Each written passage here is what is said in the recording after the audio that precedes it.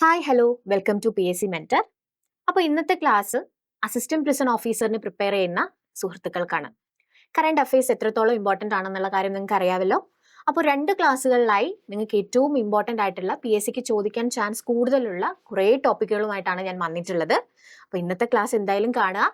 Class ഇഷ്ടപ്പെട്ടു എന്നുണ്ടെങ്കിൽ PSC mentor channel subscribe ചെയ്യുക. കമന്റ് സെക്ഷനിൽ നിങ്ങളുടെ അഭിപ്രായങ്ങൾ എഴുതുക. ഇനി നിങ്ങളുടെ ഫ്രണ്ട്സ് ആരെങ്കിലും ഒക്കെ assistant prison officer exam prepare ചെയ്യുന്നുണ്ടെന്നുണ്ടെങ്കിൽ അവർക്കും കൂടി ഷെയർ ചെയ്ത് കൊടുക്കുക. ഈ ക്ലാസിന്റെ നോട്ടുകൾ എവിടെ കിട്ടും എന്നുള്ളൊരു ഡൗട്ട് നിങ്ങൾക്ക് ഉണ്ടാവും.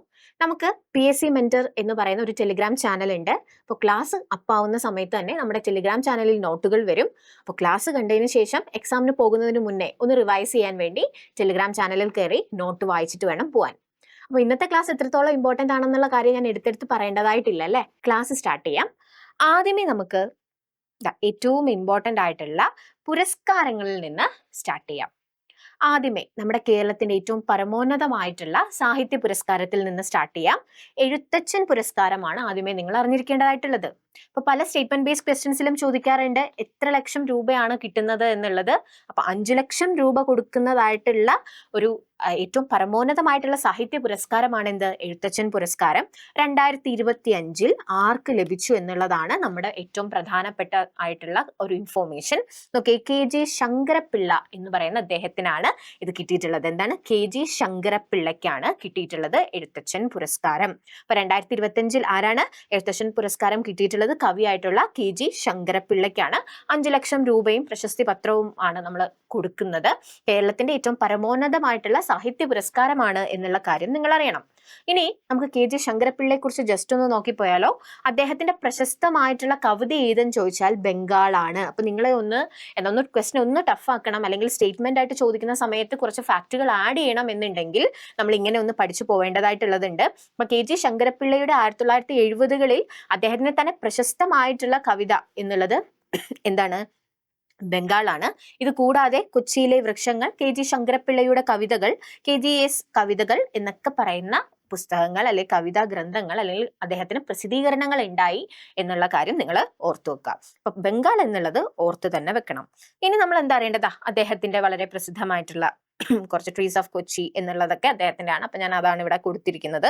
ഇനി നമ്മൾ അറിയേണ്ടതായിട്ടുള്ളത് 2025 മാത്രമല്ല PSC 10th 12th ലെവലിലെ എക്സാമുകളിലെല്ലാം മാച്ച് ദ ഫോളോയിങ് ആയിട്ട് അതിന് പുറമേ ഉള്ള എന്ന് വെച്ചാൽ 2025 മാത്രമല്ല 2024, 23, 22 എന്നുള്ള വർഷങ്ങളിൽ വെച്ചിട്ട് മാച്ച് ദ ഫോളോയിങ് ചോദിക്കുന്നതും കണ്ടിട്ടുണ്ട്. അതുകൊണ്ടാണ് ഞാൻ ഇട്ടിട്ടുള്ളത്. അപ്പൊ 2025 ആയിരുന്നു KG Sankara Pillai. 2024 NS Madhavan. 2023 SK Vasanthan. ഇവർ രണ്ടുപേരുടെയും പേര് അങ്ങോട്ടും ഇങ്ങോട്ടും മാറ്റിയും തിരിച്ചും തരുന്ന ഒരു ഇതുണ്ടായിരുന്നു. അപ്പൊ NS മാധവൻ കഴിഞ്ഞിട്ട് 2023 അല്ലെങ്കിൽ അതിനു മുന്നേ ആയിരുന്നു ആർക്ക്, SK വസന്തന്. 2022 സേതു, 2021 P വത്സല, 2020 പോൾ സക്രിയ എന്നുള്ളത് ഓർത്തു വെച്ചേക്കാം. ഏറ്റവും ഇമ്പോർട്ടന്റ് ഇതാണ്, ബംഗാൾ എന്നുള്ളത് ഓർത്തു വെച്ചേക്കുക. അദ്ദേഹത്തിന്റെ വളരെ പ്രസിദ്ധമായിട്ടുള്ള അല്ലെങ്കിൽ അദ്ദേഹത്തിനെ ആ ഒരു പ്രസിദ്ധിയിലേക്ക് എത്തിച്ച ഒരു എന്താണ് അദ്ദേഹത്തിന്റെ ഒരു കവിതയാണ് ബംഗാൾ എന്നുള്ളത് ഓർത്തു വെക്കുക. ഞാൻ എടുത്തെടുത്ത് പറയുന്നുണ്ട്, നിങ്ങൾ ഒന്ന് നോക്കി വെച്ചേക്കണം കേട്ടോ. അടുത്തത് വയലാർ പുരസ്കാരമാണ്. അപ്പൊ നമ്മൾ PSCക്ക് ഏറ്റവും ഇഷ്ടമുള്ള 2-3 പുരസ്കാരങ്ങളിൽ എപ്പോഴും ചോദിക്കുന്ന ഒന്നാണ് വയലാർ പുരസ്കാരം. 49ാമത് വയലാർ പുരസ്കാരം ആർക്ക് ലഭിച്ചു എന്നുള്ളത് നിങ്ങൾ അറിയണം. സന്തോഷ് കുമാറിനാണ് ലഭിച്ചിട്ടുള്ളത്. ആർക്കാ കിട്ടുന്നത്? സന്തോഷ് കുമാറിനാണ് ലഭിക്കുന്നത്. അപ്പൊ വയലാർ പുരസ്കാരം ഇപ്പൊ നമ്മൾ എഴുത്തച്ഛൻ പുരസ്കാരം കണ്ടതുപോലെ ഒരാൾക്ക് ഒരു സമഗ്ര സംഭാവന എന്നുള്ള രീതിയിലല്ല കൊടുക്കുന്നത്. വയലാർ പുരസ്കാരം എടുക്കുന്ന സമയത്ത് ആ ഒരു കൃതി എന്നുള്ളത് നമുക്ക് ഭയങ്കര ഇമ്പോർട്ടൻ്റ് ആണ്. വെച്ചാൽ ഒരു കൃതി എടുക്കും, എന്നിട്ട് അത് ആരാണ് എഴുതിയിട്ടുള്ളത് എന്നുള്ള രീതിയിലാണ് കൊടുക്കുന്നത്. അപ്പൊ നമുക്ക് ഇത് രണ്ടും അറിഞ്ഞിരിക്കണം. ആർക്ക് കിട്ടിയെന്ന് മാത്രമല്ല നമ്മൾ അറിയേണ്ടത്, ആ ഒരു പുസ്തകം അഥവാ ഒരു കൃതി അല്ലെങ്കിൽ ഒരു നോവൽ എന്താണെന്നും കൂടി നമ്മൾ അറിയണം. സന്തോഷ് കുമാറിന്റെ തപോമയിയുടെ അച്ഛൻ എന്ന് പറയുന്ന ആ ഒരു കൃതിക്കാണ് അല്ല ആ ഒരു നോവലിനാണ് കിട്ടുന്നത് എന്നുള്ള കാര്യം നിങ്ങൾ അറിയാം. ഇനി ഇത് 49ാമത്തെ ആണെന്നും കൂടി അറിയാം. ഇപ്പം ചിലപ്പോൾ 48 എന്നൊക്കെ ചോദിക്കുന്ന സമയത്ത് നമുക്ക് കൺഫ്യൂഷൻ ആവും. അപ്പൊ 49ാമത് വയലാർ പുരസ്കാരം കിട്ടിയിട്ടുള്ളത് സന്തോഷ് കുമാറിനാണ്. എന്ന് വെച്ചാൽ എന്താ, 2025 വയലാർ പുരസ്കാരം എന്നുള്ള രീതിയിൽ നിങ്ങൾ ഓർത്തു വെക്കുക. ഇനി 2024 ആർക്ക് കിട്ടിയെന്ന് നമുക്കറിയണം. അശോകൻ ചെരുവിലിന്റെ കാട്ടൂർ കടവ് എന്നുള്ള നോവലിന്. 2023 ശ്രീകുമാരൻ തമ്പിയുടെ ജീവിതം ഒരു പെൻഡുലം. 2022 S ഹരീഷിന്റെ മീശ. 2021 ബെന്യമിന്റെ മാന്തളിരിലെ 20 കമ്മ്യൂണിസ്റ്റ് വർഷങ്ങൾ. അപ്പൊ ഇത്രയും പറയുന്ന സമയത്ത് ഇതൊക്കെ എങ്ങനെ പഠിക്കും മിസ്സേ എന്നുള്ളൊരു ചോദ്യം വരും അല്ലെ. അപ്പൊ ഞാൻ ഇവിടം തൊട്ടൊരു കോഡ് പറഞ്ഞു തരാമേ നിങ്ങൾക്ക്. ഹരിശ്രീ അശോകന് എന്തായി? സന്തോഷമായി. എന്താ ഈ ഒരു കോഡ്? ഹരി എന്താ? 2022 ആർക്കാ കിട്ടുന്ന? ഹരീഷിന്റെ മീശയ്ക്ക്. ശ്രീ എന്താണ്? 2023 ശ്രീകുമാരൻ തമ്പിയുടെ എന്താണ്? ജീവിതം ഒരു പെൻഡുലം. പല തവണ ക്വസ്റ്റ്യൻസ് നമ്മൾ ക്വസ്റ്റ്യൻ പേപ്പേഴ്സ് PYQ നോക്കുന്ന സമയത്ത് ഇതിങ്ങനെ മാറ്റിയും തിരിച്ചും ചോദിച്ചിട്ടുണ്ട്. ജീവിതം ഒരു പെൻഡുലം എഴുതിയത് ആരെന്ന്, അല്ലെങ്കിൽ 2023 വയലാർ അവാർഡ് കിട്ടിയത്, അങ്ങനെ കുറേ ചോദ്യങ്ങൾ വന്നിട്ടുണ്ട്. അപ്പൊ ശ്രീകുമാരൻ തമ്പിയുടെ എന്താണ്? ജീവിതം ഒരു പെൻഡുലം എന്ന് പറയുന്ന പുസ്തകത്തിനാണ് 2023. ഇനി എന്താ? സന്തോഷ് അല്ലെ? ഹരിശ്രീ അശോകന് സന്തോഷായെന്നല്ലേ? അപ്പൊ അശോകൻ ആരാണ്? അശോകൻ ചെരുവിലാണ്. 2024 കാട്ടൂർ കടവ് എന്ന് പറയുന്ന നോവലിന് വേണ്ടി ആർക്ക് കിട്ടുന്നു? അശോകൻ ചെരുവിലിന് കിട്ടുന്നു. ഏറ്റവും അവസാനമാണ് സന്തോഷായി. ആരാ സന്തോഷായി? ഈ സന്തോഷ് കുമാറിന്റെ തപോമയിയുടെ അച്ഛൻ. അപ്പം ഹരിശ്രീ അശോകന് സന്തോഷായി എന്നുള്ളത് ഓർത്തു വെച്ചേക്കണം. ഹരിശ്രീ അശോകന് സന്തോഷായി. എന്താണ്? ഹരീഷ്, ശ്രീകുമാരൻ തമ്പി, അശോകൻ ചെരുവിൽ, ഈ സന്തോഷ് കുമാർ. ഇതൊന്ന് ഓർത്തു വെച്ചേക്കണം. വയലാർ പുരസ്കാരമായി, എഴുത്തച്ഛൻ പുരസ്കാരമായി. അടുത്തത് നമുക്ക് നോക്കേണ്ടത്, ഞാൻ അദ്ദേഹത്തിന്റെ ഈ സന്തോഷ് കുമാറിന്റെ പ്രധാനപ്പെട്ട കൃതികൾ ഞാൻ ഇവിടെ കൊടുത്തിട്ടുണ്ട്. അമ്യൂസ്മെന്റ് പാർക്ക്, വാക്കുകൾ, കക്കര ദേശത്തെ ഉറുമ്പുകൾ, അന്ധകാരനാഴി, പിന്നെ ഇപ്പം ഐലൻഡ് ഓഫ് ലോസ്റ്റ് ഷാഡോസ് എന്ന് പറയുന്ന അന്ധകാരനാഴിയുടെ ഒരു ഇംഗ്ലീഷ് ട്രാൻസ്ലേഷൻ ആയിട്ടുള്ള ഒരു പുസ്തകമായിരുന്നു ജ്ഞാനഭാരം, തപോമയിയുടെ അച്ഛൻ. അപ്പൊ തപോമയിയുടെ അച്ഛൻ അദ്ദേഹത്തിന്റെ ആ റിലീസ് വരുന്നത് 2024 2025 എന്ത് കിട്ടുന്നു? തപോമയിയുടെ അച്ഛൻ എന്ന് പറയുന്ന ആ ഒരു പുസ്തകത്തിന് വയലാർ പുരസ്കാരം ലഭിക്കുന്നു എന്നുള്ള കാര്യം അറിയാം. അപ്പോ തപോമയിയുടെ അച്ഛൻ എന്ന് പറയുന്ന പുസ്തകത്തിന് വയലാർ അവാർഡ് മാത്രമാണോ കിട്ടിയേ? ഒരു സ്റ്റേറ്റ്മെന്റ് ചോദിക്കാണ്. 16ാമത് മലയാറ്റൂർ അവാർഡും വയലാർ അവാർഡും ഇദ്ദേഹത്തിന്, ഈ സന്തോഷ് കുമാറിന്റെ തപോമയിയുടെ അച്ഛൻ എന്ന് പറയുന്ന പുസ്തകത്തിനാണ് കിട്ടിയതെന്ന് PSC ചോദിച്ചാൽ അത് കറക്റ്റ് ആണ്. അപ്പം 16ാമത് മലയാറ്റൂർ അവാർഡ് ആർക്കാണ് കിട്ടിയത്? ഈ സന്തോഷ് കുമാറിന് തന്നെ കിട്ടിയത്. നോവൽ ഏതായിരുന്നു? തപോമയിയുടെ അച്ഛൻ. അപ്പൊ ഇത് നന്നായിട്ട് നോക്കി വെച്ചേക്കണം. പ്രധാന മലയാറ്റൂർ അവാർഡ്, അല്ലെങ്കിൽ ഇപ്പൊ ലേറ്റസ്റ്റ് ആയിട്ട് വന്നിട്ടുള്ളത് ഇപ്പൊ 2025 ആർക്കാ കിട്ടുന്നത്? ഈ സന്തോഷ് കുമാറിനാണ് കിട്ടുന്നത്. തപോമയിയുടെ അച്ഛൻ. അപ്പൊ വയലാർ പുരസ്കാരവും മലയാറ്റൂർ അവാർഡും ഒരാൾക്ക് തന്നെയാണ് കിട്ടുന്നത് എന്നുള്ള കാര്യം നിങ്ങൾ ഓർത്തു വെക്കുക. അതിനുവേണ്ടിയാണ് ഇങ്ങനെ അടുപ്പിച്ചിട്ടിരിക്കുന്നത് കേട്ടോ. അപ്പൊ നമ്മൾ 3 പുരസ്കാരങ്ങളോളം പഠിച്ചു കഴിഞ്ഞു. ഇനി മുന്നോട്ട് പോകാം. അടുത്തത് ഓടക്കുഴൽ അവാർഡാണ്. ഈ ഇടയ്ക്കാണ് ഓടക്കുഴൽ അവാർഡ് പ്രസിദ്ധീകരിക്കുന്നത്. 2025 പുരസ്കാരം ആർക്കാ കിട്ടുന്നത്? EP രാജഗോപാലിനാണ് കിട്ടുന്നത്. അദ്ദേഹത്തിന്റെ ഉൾക്കഥ എന്ന സാഹിത്യ വിമർശന ഗ്രന്ഥത്തിനാണ് കിട്ടുന്നത്. ഉൾക്കഥ എന്നത് ഒരു സാഹിത്യ വിമർശന ഗ്രന്ഥമാണെന്നും ആ ഒരു ഗ്രന്ഥത്തിന് വേണ്ടിയാണ് EP രാജഗോപാലിന് ഓടക്കുഴൽ അവാർഡ് കിട്ടുന്നത് എന്നുള്ള കാര്യം നമ്മൾ അറിഞ്ഞിരിക്കണം. അപ്പൊ 2024 ആരക്കാടാ കിട്ടുന്നത്? 2024 K അരവിന്ദാക്ഷന്റെ ഗോപ എന്ന നോവലിന് ലഭിക്കുന്നുണ്ട്. 2023 PN ഗോപീകൃഷ്ണനാണ് കിട്ടുന്നത്. കവിത മാംസഭോജിയാണ് എന്നുള്ള കൃതിക്കാണ് കിട്ടുന്നത്. ഇതിലെല്ലാം ഒരു കൃഷ്ണന്റെ എലമെന്റ് ഉണ്ട് അല്ലെ? അപ്പൊ ക്വസ്റ്റ്യൻ ഈസി ആക്കണം എന്നുണ്ടെങ്കിൽ നമുക്ക് ഗോപാൽ അല്ലെ കൃഷ്ണൻ എന്നൊക്കെ ഉള്ള രീതിയിൽ കണക്ട് ചെയ്യാം. ഇനിയിപ്പോ അവർക്ക് പാടാക്കണം എന്നുണ്ടെങ്കിൽ അവരെന്താ ചെയ്യുക? ആ ഒരു ഇതിനകത്ത് ഗോപീകൃഷ്ണനെയും അരവിന്ദാക്ഷനെയും ഒക്കെ ഇടും. അപ്പൊ ഓർത്തോക്കണം, രാജഗോപാലാണ് ഓടക്കുഴൽ അവാർഡ് കിട്ടിയിട്ടുള്ളത് എന്നുള്ളത്. എന്തെങ്കിലും ഒരു കോഡ് വെച്ച് പഠിക്കണം. ഇപ്രാവശ്യം EP രാജഗോപാൽ 2024 ആരാണ്? K അരവിന്ദാക്ഷൻ. 2023 ആരാണ്? PN ഗോപീകൃഷ്ണൻ. മറക്കരുത് കേട്ടോ. EP Rajagopal, K Aravindakshan, PN Gopikrishnan. ഈ 3 വർഷം ഒന്നും മറക്കാതെ പഠിച്ചു വെച്ചേക്കണം. അതിൽ രാജഗോപാൽ, രാജാവ്, അങ്ങനെ എന്തെങ്കിലും ഒന്ന് ഓർത്തു. രാജഗോപാലാണ് 2025 ഓടക്കുഴൽ അവാർഡ് ലഭിച്ചിട്ടുള്ളത് എന്നുള്ളത് ഓർത്തു വെച്ചേക്കുക. അദ്ദേഹത്തിന്റെ ഉൾക്കഥ എന്ന സാഹിത്യം, ഇപ്പൊ നമുക്കറിയാം, ഇപ്പൊ ഒരു കറന്റ് അഫയേഴ്സ് ചോദ്യമാണെങ്കിലും ഇനി സാഹിത്യത്തിൽ നിന്നൊക്കെ ക്വസ്റ്റ്യൻ വരുന്ന സമയത്ത് ഇങ്ങനെ സ്റ്റേറ്റ്മെന്റ് ബേസ്ഡ് ആയിട്ട് ചോദിക്കാറുണ്ട്. അപ്പൊ നമുക്ക് അതൊന്നും വിട്ടുകൊടുക്കാൻ പാടില്ല, അല്ലെങ്കിൽ പറ്റത്തില്ല. അതുകൊണ്ട് എന്തായാലും നോക്കി വെച്ചേക്കുക. അടുത്തയിലേക്ക് പോവാം. അടുത്തത് ONV സാഹിത്യ പുരസ്കാരമാണ്. ONV എന്ന് പറയുന്ന നമ്മുടെ വളരെ ഫേമസ് ആയിട്ടുള്ള പോയറ്റ് അല്ലെ, നമുക്ക് ജ്ഞാനപീഠ പുരസ്കാരം ഒക്കെ കൊണ്ടു തന്നിട്ടുള്ള വ്യക്തിയാണ്. 2007 അല്ലെ. അദ്ദേഹത്തിന്റെ മരണത്തിന് ശേഷം, അദ്ദേഹം 2016 മരണപ്പെടുന്നത്, 2017 തൊട്ട് നമ്മൾ ONV സാഹിത്യ പുരസ്കാരം കൊടുത്തു വരുന്നുണ്ട്. അപ്പൊ 2025 ONV സാഹിത്യ പുരസ്കാരം ആർക്കാ കിട്ടിയ? കവിയായിട്ടുള്ള N പ്രഭാവർമ്മ. നമ്മൾ എല്ലാവരും അറിഞ്ഞിരിക്കേണ്ടതായിട്ടുള്ള വളരെ ഫേമസ് ആയിട്ടുള്ള ഒരു പോയറ്റ് ആണ്, അല്ലെങ്കിൽ എഴുത്തുകാരനാണ്. അപ്പൊ നമ്മൾ അറിഞ്ഞിരിക്കുക കവിയായിട്ടുള്ള N പ്രഭാവർമ്മ എന്നുള്ളത്. അദ്ദേഹത്തിന് 2025 ONV സാഹിത്യ പുരസ്കാരം ലഭിക്കുന്നുണ്ട്. അപ്പൊ ONV സാഹിത്യ പുരസ്കാരം ഒരു കേരളത്തിന്റെ അകത്ത് എന്നുള്ള രീതിയിൽ ലിമിറ്റ് ചെയ്യപ്പെടുന്നതല്ല. നമുക്ക് ഇന്ത്യയിലുള്ളതിൽ ഏറ്റവും നന്നായി എഴുതുന്ന എല്ലാവർക്കും, അല്ലെങ്കിൽ അത്രയും നല്ല കോൺട്രിബ്യൂഷൻസ് തരുന്നവർക്ക് ONV സാഹിത്യ പുരസ്കാരം കൊടുക്കാറുണ്ട്. അപ്പം 2025 ആർക്കാ കിട്ടുന്നത്? ONV സാഹിത്യ പുരസ്കാരം കിട്ടുന്നത് നമ്മുടെ പ്രഭാവർമ്മയ്ക്കാണ്. അദ്ദേഹത്തിന് തന്നെയാണ് സുഗതകുമാരി പുരസ്കാരം 2025 കിട്ടിയിട്ടുള്ളത് കേട്ടോ. സുഗതകുമാരി പുരസ്കാരം 2025, ONV സാഹിത്യ പുരസ്കാരം 2025 ആർക്കാ കിട്ടുന്നത്? പ്രഭാവർമ്മയ്ക്കാണ് കിട്ടുന്നത് എന്നുള്ള കാര്യം നിങ്ങൾ അറിയണം. ഇനി PSCക്ക് ചോദിക്കാൻ താല്പര്യമുള്ള ഒരു ക്വസ്റ്റൻ ആണ് സരസ്വതി സമ്മാൻ എന്ന് പറയും കേട്ടോ. സരസ്വതി സമ്മാനും മലയാളത്തിലുള്ളവർക്ക് കിട്ടിയിട്ടുള്ളത് വളരെ കുറവാണ്. അപ്പൊ ഏറ്റവും ലാസ്റ്റ് നമുക്ക് സരസ്വതി സമ്മാൻ മലയാളികൾക്ക് കിട്ടിയിട്ടുള്ളത്, അല്ലെങ്കിൽ മലയാള ഭാഷയിൽ നിന്നൊരു വ്യക്തിക്ക് കിട്ടിയിട്ടുള്ളത് ഈ പ്രഭാവർമ്മയ്ക്കാണ്. ആ വർഷം നിങ്ങൾ ഓർത്തു വെക്കണം, 2023. അഥവാ സ്റ്റേറ്റ്മെന്റ് ആയിട്ട് ചോദിക്കുകയാണെങ്കിൽ നമ്മൾ അറിയണം അദ്ദേഹത്തിന്റെ രൗദ്ര സാത്വികം എന്ന് പറയുന്ന ആ ഒരു കൃതിക്കാണ് കിട്ടുന്നത് കേട്ടോ.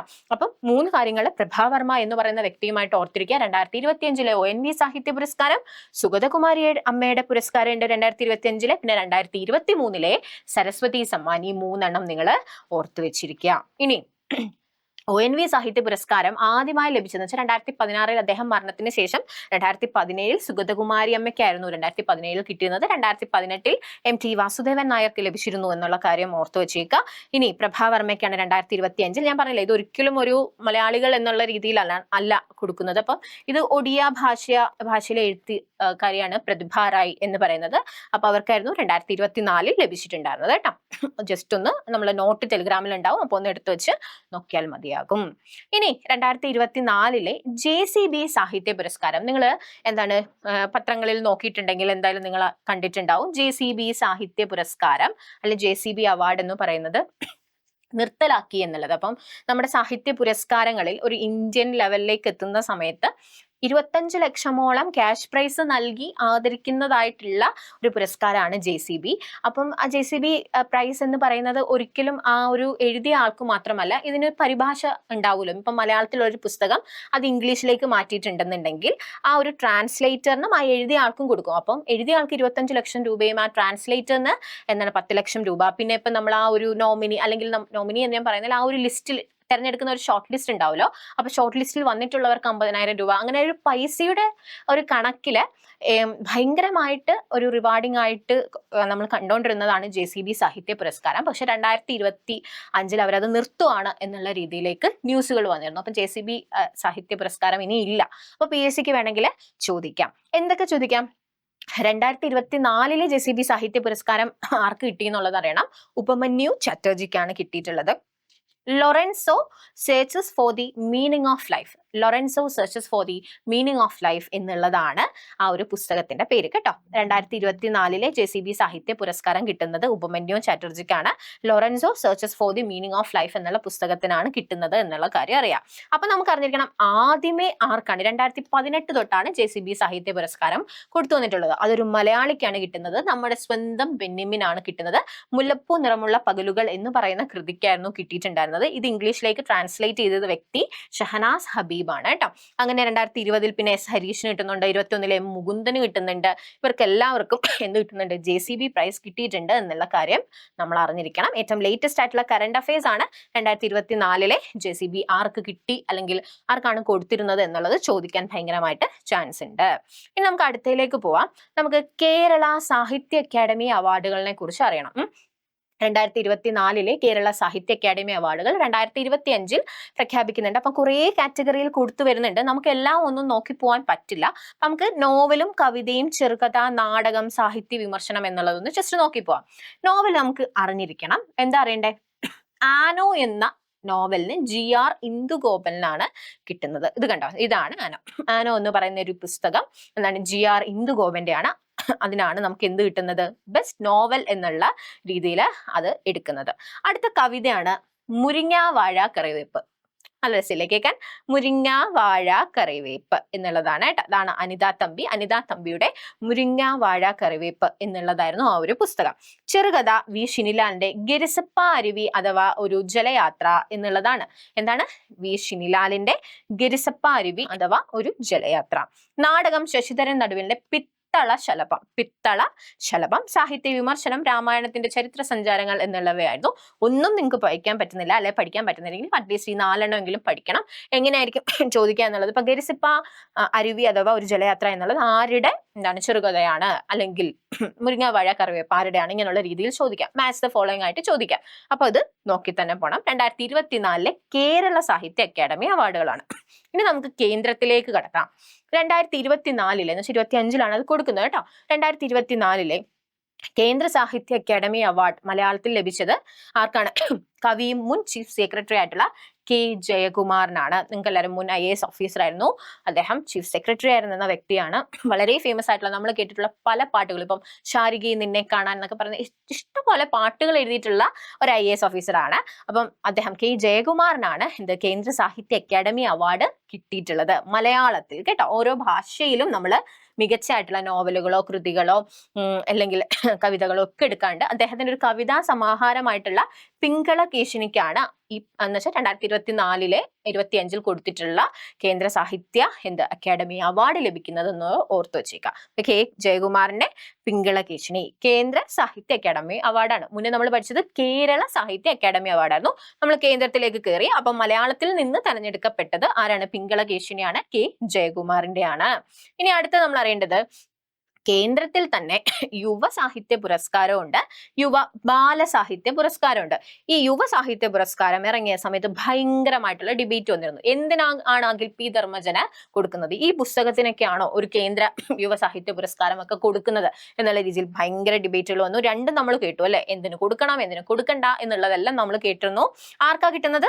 അഖിൽ പി ധർമ്മജനാണ് കിട്ടുന്നത്. കൃതിറാം കെയർ ഓഫ് ആനന്ദി എല്ലാവരും വായിച്ചിട്ടുള്ള പുസ്തകമാണ്. ഇനി സിനിമയാക്കപ്പെടാൻ പോകുന്ന ഒരു സിനിമാറ്റിക് നോവൽ എന്നൊക്കെ നമുക്ക് പറയാൻ പറ്റുന്നതായിട്ടുള്ള ഒരു പുസ്തകമാണ്. ഇനി വേണമെങ്കിൽ PSCക്ക് ഈ ഇടയ്ക്കായിട്ട് അദ്ദേഹത്തിന്റെ രാത്രി 12-ന് ശേഷം എന്ന് പറഞ്ഞൊരു പുസ്തകം ഇറങ്ങിയിട്ടുണ്ട്. അപ്പൊ താഴെ തന്നിരിക്കുന്ന അഖിൽ പി ധർമ്മജന്റെ പുസ്തകങ്ങൾ എന്നുള്ള രീതിയിലൊക്കെ ചോദിക്കാം. ഇനി നിങ്ങൾക്ക് ഒരു ഹോംവർക്ക് PYQ എടുത്തു വെച്ച് നോക്കുന്ന സമയത്ത് റാം കെയർ ഓഫ് ആനന്ദി എന്ന് പറയുന്ന ഈ പുസ്തകത്തിലെ കഥാപാത്രങ്ങളുടെ നെയിം വന്നിട്ട് അതിലുള്ളവർ ആരൊക്കെ എന്നുള്ള രീതിയിൽ ചോദിക്കുന്നുണ്ട്. അപ്പൊ സാഹിത്യമായിട്ടും റിലേറ്റ് ചെയ്യാൻ പറ്റും.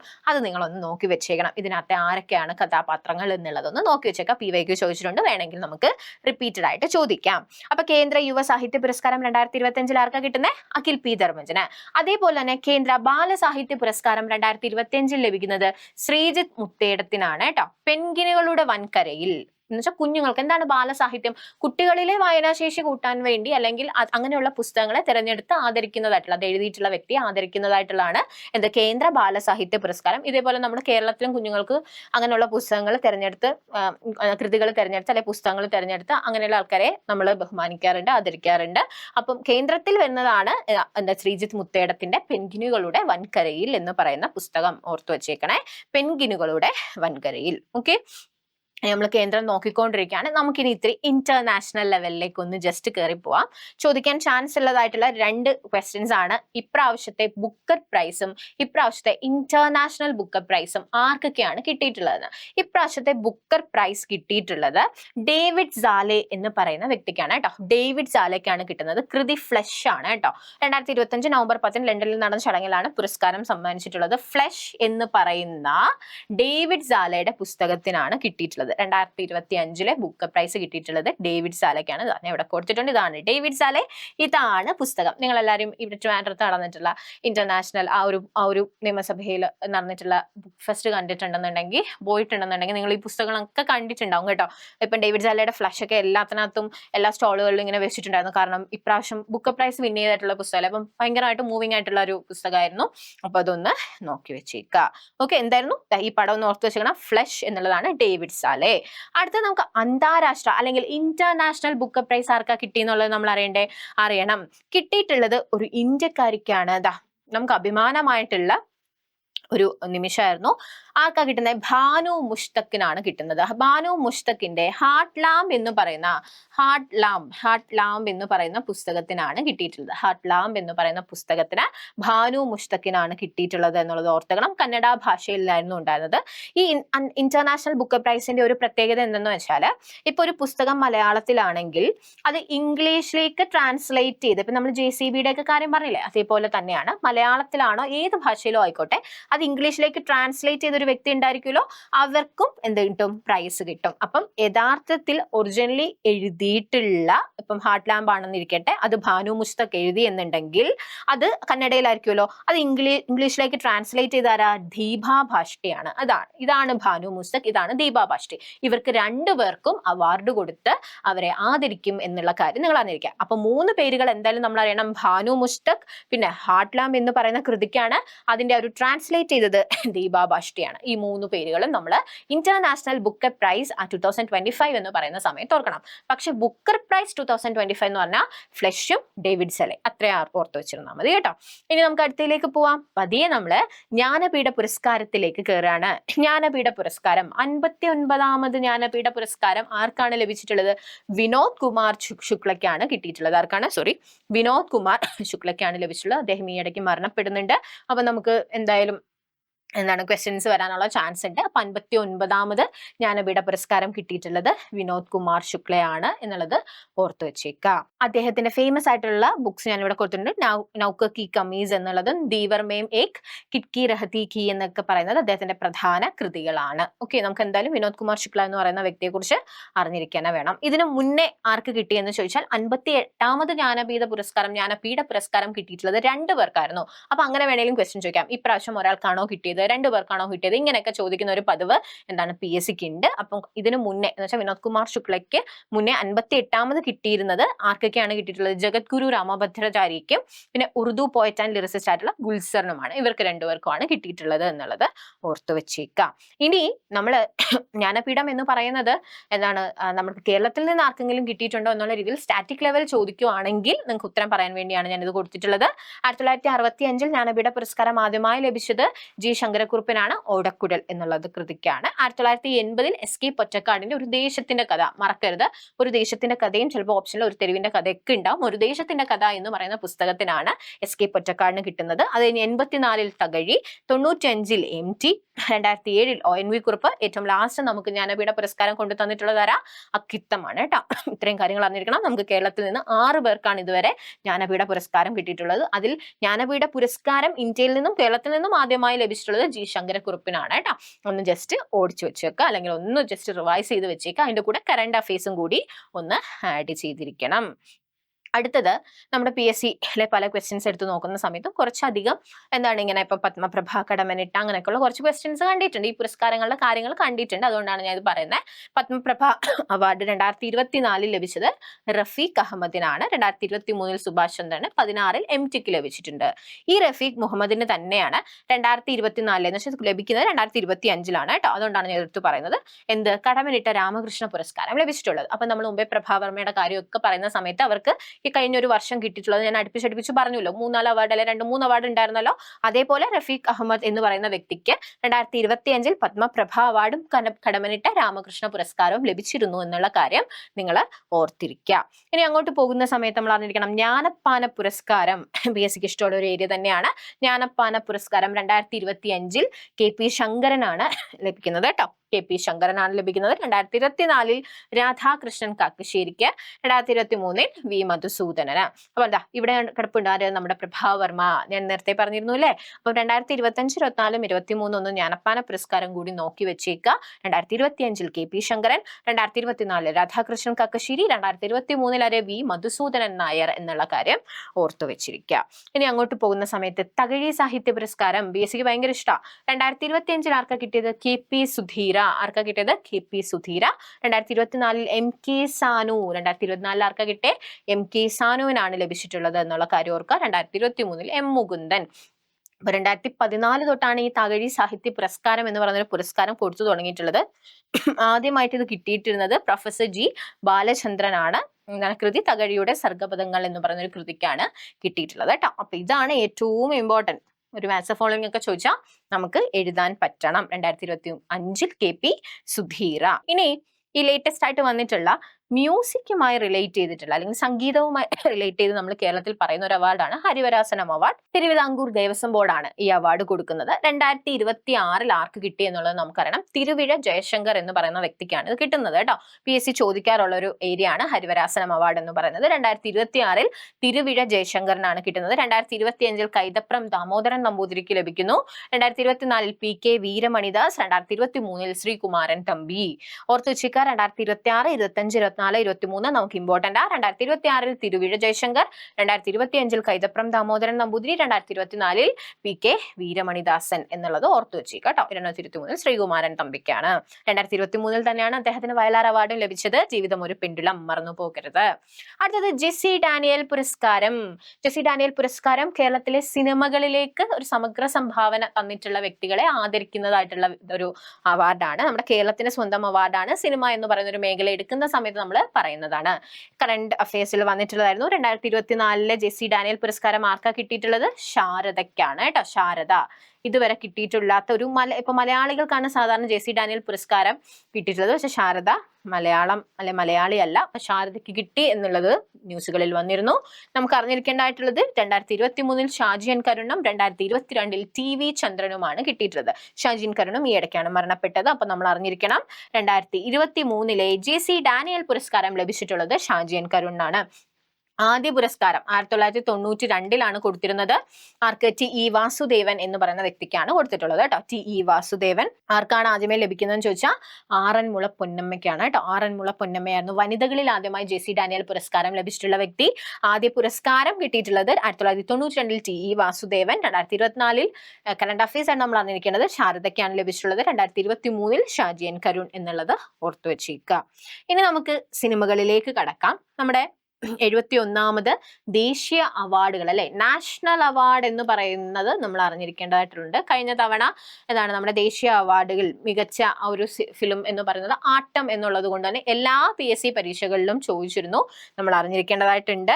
അപ്പം ഇപ്രാവശ്യം 71ാമത് ദേശീയ അവാർഡ് വരുന്ന സമയത്ത് നമ്മൾ മലയാളത്തിൽ നിന്ന് പിക്ക് ചെയ്ത ആ ഒരു മലയാള സിനിമ ഏത് എന്നുള്ളതും പിന്നെ ആർക്കെങ്കിലും നടന്മാരിൽ മലയാളത്തിൽ നിന്ന് ആരെങ്കിലും ഉണ്ടോ അല്ലെ കേരളത്തിൽ നിന്ന് ആരെങ്കിലും ഉണ്ടോ മലയാള ഭാഷയെ പ്രതിനിധീകരിച്ച് ആരെങ്കിലും ഉണ്ടോ എന്നുള്ളതൊക്കെ നമ്മൾ അറിഞ്ഞിരിക്കണം.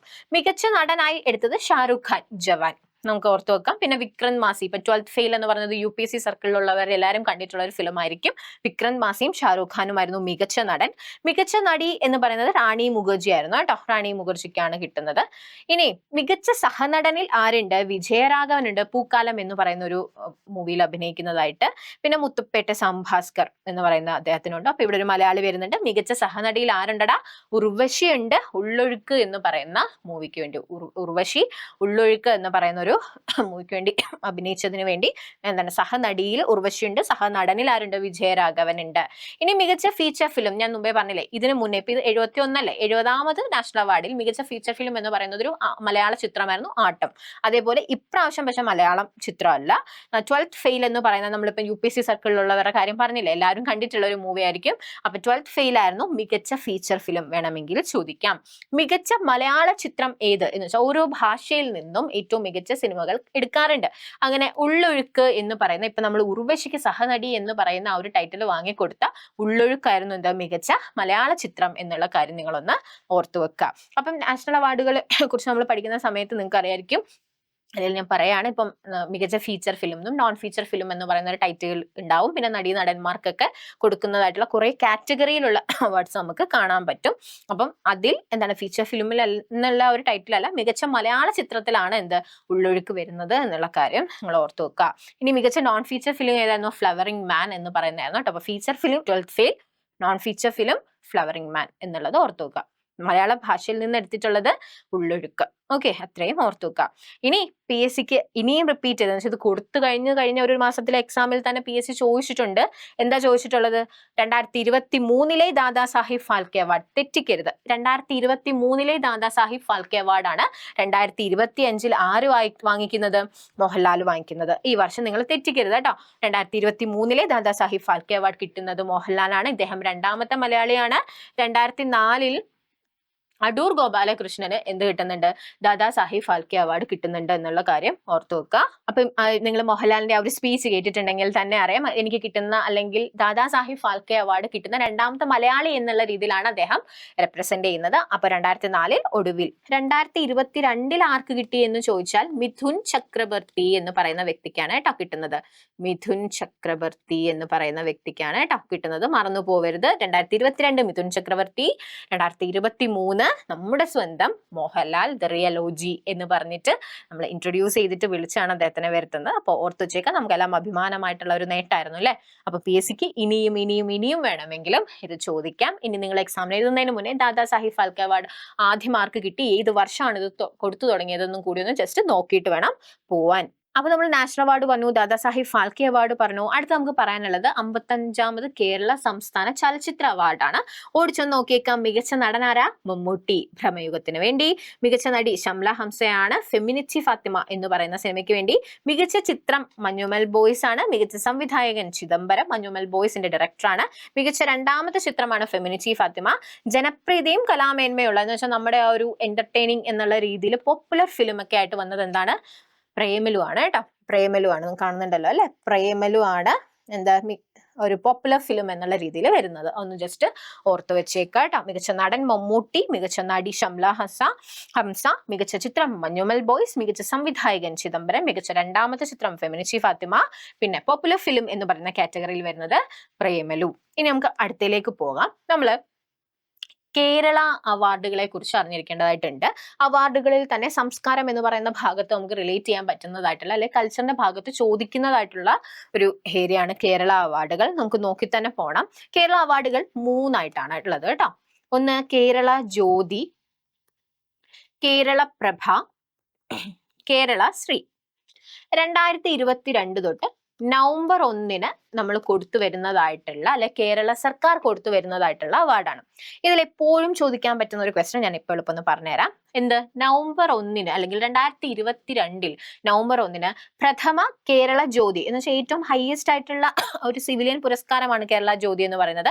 അത് ആർക്കാണ് ലഭിച്ചത് എന്ന് ചോദിച്ചാൽ MT വാസുദേവൻ നായർക്കാണ് കിട്ടുന്നത്. നമ്മുടെ സ്വന്തം MTക്കായിരുന്നു കിട്ടിയിരുന്നത് എന്നുള്ള കാര്യം നിങ്ങൾ ഓർത്തു വെക്കുക.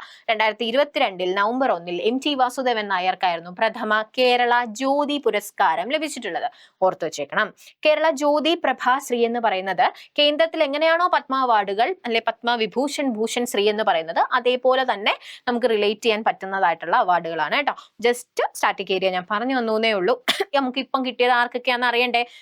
ഈ 3 പേരുകൾ നമ്മൾ അറിഞ്ഞിരിക്കണം. സാധാരണ PSC ഇങ്ങനെ ചോദിക്കാറുണ്ട്. ഇപ്പൊ കേരള പ്രഭ 2 പേർക്കാണോ ലഭിച്ചത്, അല്ലെ താഴെ തന്നിരിക്കുന്ന കേരള പ്രഭ അവാർഡ് കിട്ടിയിട്ടുള്ളത് ആര്, കേരള ജ്യോതി ഇപ്രാവശ്യം കിട്ടിയിട്ടുള്ളത് ആർക്ക് എന്നുള്ള രീതിയിലെല്ലാം ചോദിച്ചിട്ടുണ്ട്. മാച്ച് ദ ഫോളോയിങ് ആയിട്ട് ചോദിച്ചിട്ടുണ്ട്. നോക്കി, പ്രശസ്ത ചരിത്രകാരൻ MR രാഘവ വാര്യർക്ക് വിദ്യാഭ്യാസ രംഗത്തെ, ഇത് നിങ്ങൾ നോക്കി വെക്കണം കേട്ടോ, വിദ്യാഭ്യാസ രംഗത്തെ സംഭാവനകൾക്ക് കേരള ജ്യോതി പുരസ്കാരം ലഭിക്കും. അനൗൺസ് ചെയ്തിട്ടുണ്ട്, കൊടുക്കാൻ പോകുന്നതേ ഉള്ളൂ. അപ്പൊ ഓർത്തു വെച്ചേക്ക, MR രാഘവ വാര്യർ, വിദ്യാഭ്യാസമാണ് രംഗം. എന്തിനാ ഞാൻ ഇത് എടുത്തെടുത്ത് പറയുന്നത്? വേണമെങ്കിൽ ചോദിക്കാം, MR രാഘവ വാര്യർക്ക് ഈ വർഷത്തെ കേരള ജ്യോതി പുരസ്കാരം ഏത് ഏരിയയിൽ നിന്നുള്ള അദ്ദേഹത്തിന്റെ സമഗ്ര സംഭാവനയ്ക്ക് വേണ്ടിയാണ് എന്ന് ചോദിച്ചാൽ അത് വിദ്യാഭ്യാസമാണ്. എന്തുകൊണ്ടാണ് ഞാൻ എടുത്തു പറയുന്നതെന്നറിയോ? 2022 MT വാസുദേവൻ നായർ എന്താ വളരെ ഫേമസ് ആയിട്ടുള്ള സാഹിത്യം എന്ന് പറയുന്ന ഒരു ഏരിയയിൽ നമുക്ക് ഒത്തിരി കോൺട്രിബ്യൂഷൻ തന്നിട്ടുള്ള ആള്. 2023 ആരാണ്? T പത്മനാഭൻ എന്ന് പറയുന്ന വ്യക്തി. ആരാണ്? T പത്മനാഭൻ. ആരാണ്? വളരെ ഫേമസ് ആയിട്ടുള്ള, ഇതേപോലെ തന്നെ പോയറ്റ് ഒക്കെ ആയിട്ടുള്ള, നമുക്ക് എഴുത്തുകൾ അല്ലെങ്കിൽ എഴുത്തുകാരൻ എന്നുള്ള രീതിയിൽ നമുക്ക് കൊടുക്കാൻ പറ്റുന്ന വ്യക്തി. 2024 ആർക്കാ കിട്ടിയെന്നറിയോ? MT സാനു. ഈ ഇടയ്ക്കാണ് മരണപ്പെട്ടിരുന്നത്. MT സാനു ആരാ? ഇതേപോലെ വളരെ ഫേമസ് ആയിട്ടുള്ള ഒരു റൈറ്റർ ആണ്.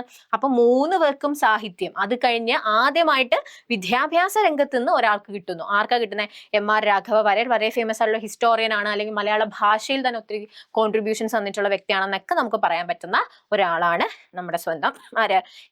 MR രാഘവ വാര്യർ. ഇനി കേരള ജ്യോതി കഴിഞ്ഞാൽ അതിന്റെ താഴെ എന്താ ഉള്ളത്? കേരള പ്രഭ. കേരള പ്രഭ ആർക്കൊക്കെയാ കിട്ടിയിട്ടുള്ളത്? PB അനീഷിനാണ് കിട്ടുന്നത് ഒരു പുരസ്കാരം. എന്തിന്? കാർഷിക രംഗത്തെ ആ ഒരു മേഖലയിലെ പ്രവർത്തനങ്ങൾക്ക് വേണ്ടി PB അനീഷിന് കൊടുക്കുന്നുണ്ട്. കൂടാതെ കലാരംഗത്തെ സംഭാവനകൾക്ക് രാജശ്രീ വാര്യർ. അനീഷും രാജശ്രീ വാര്യറും ആണ്. രാജശ്രീ വാര്യരെ നമ്മൾ പലയിടങ്ങളിൽ വെച്ച് കണ്ടിട്ടുണ്ടാവും. അപ്പൊ ഇവിടെ കൃഷിയും ഇത് കല. ഇവിടെ എന്താണ്? വിദ്യാഭ്യാസ രംഗത്ത്, വിദ്യാഭ്യാസം. ഈ ഒരു 3 കാറ്റഗറി ഓർത്തു വെക്കുക. അപ്പൊ കേരള ജ്യോതിയായി, കേരള പ്രഭയായി, അടുത്തത് എന്താണ്? കേരള ശ്രീ ആണ്. കേരള ശ്രീ കിട്ടിയിട്ടുള്ള വ്യക്തികളുടെ ഓരോരുത്തരുടെയും പേര് ഞാൻ പറയാം. മാധ്യമരംഗത്തെ പ്രവർത്തനങ്ങൾക്ക് ശശികുമാറിന് ലഭിക്കുന്നുണ്ട്. ഇതാണ് ശശികുമാർ. നമ്മൾ പല സിനിമകളിലും കണ്ടിട്ടുള്ള വ്യക്തിയാണ്. ശശികുമാറിന് കിട്ടുന്നുണ്ട്. അദ്ദേഹമാണ് ഒന്ന്. TKM trust chairman Shahal Hassan മുസ്ലിയാറാണ് രണ്ടാമത്തെ ആള്. വിദ്യാഭ്യാസ രംഗം തന്നെയാണ്. MK വിമൽ ഗോവിന്ദൻ സ്റ്റാർട്ടപ്പ് എന്നുള്ള രീതിയിൽ മൂന്നാമത്തെ ആള്. ജിലു മോൾ മാരിയറ്റ് ജിലു മോൾ മാരിയറ്റ് നിങ്ങൾ പല വീഡിയോകളിലും കണ്ടിട്ടുള്ള ആളാണ്. ജിലു മോൾ മാരിയറ്റിന് കിട്ടുന്നുണ്ട്. എന്ത് കിട്ടുന്നുണ്ട്? സാമൂഹിക പ്രവർത്തനം എന്നുള്ള രീതിയിൽ ഇദ്ദേഹമാണ് നാലാമത്തെ ആള്. പിന്നെ അഭിലാഷ് ടോമി അഞ്ചാമത്തെ ആള്. കായിക രംഗത്തെ നേട്ടങ്ങൾ എന്നുള്ള രീതിയിൽ. അങ്ങനെ ഇൻ ടോട്ടൽ ശശികുമാറിന് കിട്ടുന്നുണ്ട്, ഷഹൽ ഹസൻ മുസ്ലിയാർ, MK വിമൽ ഗോവിന്ദൻ, ജിലു മോൾ മാരിയറ്റ്, അഭിലാഷ്, അങ്ങനെ 5 പേർക്ക് എന്ത് കിട്ടുന്നുണ്ട്? കേരള ശ്രീ കിട്ടുന്നുണ്ട്.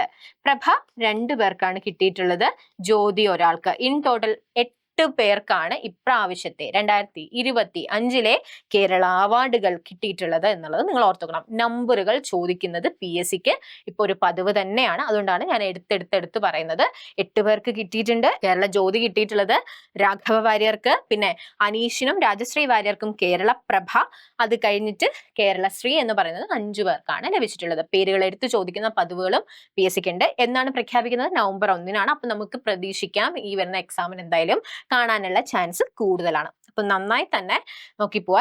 ഈ മുഖങ്ങളെല്ലാം നിങ്ങൾക്ക് പരിചിതമാണ് അല്ലെ? ലൗഡ് സ്പീക്കർ എന്ന് പറയുന്ന മൂവിയിലൊക്കെ നമ്മൾ അദ്ദേഹത്തെ കണ്ടിട്ടുള്ളതാണ്. അപ്പോൾ കറണ്ട് അഫയേഴ്സ് പാർട്ട് 1 വീഡിയോ ഇവിടെ തീരുകയാണ്. ഇനി അടുത്ത വീഡിയോയിൽ അത്ര ഇമ്പോർട്ടന്റ് ആയിട്ടുള്ള നൊബേൽ പ്രൈസ് ആവട്ടെ, ഇമ്പോർട്ടൻറ്റ് ഡേയ്സ് ആവട്ടെ, അങ്ങനെ കുറേ കാര്യങ്ങളായിട്ട് ഞാൻ വരുന്നുണ്ട്. സ്പോർട്സ് ഇവന്റ്സ്, ചോദിക്കാൻ പറ്റുന്നതായിട്ടുള്ള സ്പോർട്സ് ഇവന്റ്സ് ഒക്കെ എടുത്ത് ഏറ്റവും ഇമ്പോർട്ടൻ്റ് ആയിട്ടുള്ള കുറേ കാര്യങ്ങൾ, ആനുകാലികത്തിൽ നിങ്ങൾ അറിയേണ്ടതായിട്ടുള്ള കുറേ കാര്യങ്ങൾ ഞാൻ പാർട്ട് 2 വീഡിയോയിൽ പറയുന്നുണ്ട്. അപ്പം അത് മിസ് ചെയ്യാതെ കാണുക. ഈ വീഡിയോയെ കുറിച്ചുള്ള അഭിപ്രായങ്ങൾ നിങ്ങൾ കമന്റ് ചെയ്യുക. നന്നായി തന്നെ പഠിക്കുക, നന്നായി തന്നെ പ്രിപ്പറേഷൻ പോട്ടെ. അസിസ്റ്റന്റ് പ്രിസൺ ഓഫീസർ എന്ന് പറയുന്ന എക്സാം നിങ്ങൾക്ക് ടാക്കിൾ ചെയ്യാൻ പറ്റും. അപ്പം KS മെന്റർ ടീം നിങ്ങളുടെ കൂടെയുണ്ട്. നോട്ടുകൾ ടെലിഗ്രാം ചാനലുകളിൽ ഉണ്ടാവും. ഇനി നിങ്ങളുടെ കൂട്ടുകാർ അല്ലെങ്കിൽ നിങ്ങൾ 10th 12th ലെവൽ എക്സാമുകൾക്ക് വേണ്ടി പ്രിപ്പയർ ചെയ്യുന്നവരാണെന്നുണ്ടെങ്കിൽ നമുക്കിപ്പോൾ കോഴ്സുകൾ റണ്ണിംഗ് ആണ്. ഓഫീസിൽ എന്തായാലും കോൺടാക്ട് ചെയ്യുക. നമുക്ക് എന്തായാലും പാർട്ട് 2 വീഡിയോയിൽ കാണാം. Till then we meet. Bye.